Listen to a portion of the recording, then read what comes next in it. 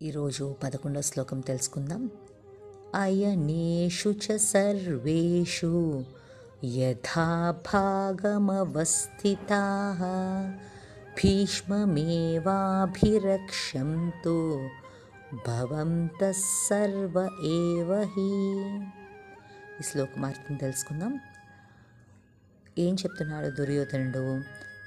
మీరందరూ మీ మీ స్థానాల్లో సరిగ్గా నిలబడి అన్ని వైపులా జాగ్రత్తగా ఉండండి, అందరూ కలిసి భీష్మాచార్యుణ్ణి ప్రత్యేకంగా రక్షించండి అని చెప్తున్నారు. ఈ శ్లోకంలో దుర్యోధనుడు తన సైన్యానికి ఆదేశాలు ఇస్తున్నాడు. భీష్మాచార్యుడు మహావీరుడైనప్పటికీ పాండవుల పట్ల మమకారం ఉండవచ్చని దుర్యోధనునికి భయం. అందుకే సైన్యం మొత్తం అప్రమత్తంగా ఉండాలి, భీష్ముని అన్ని వైపుల నుంచి రక్షించాలని చెప్తున్నారు.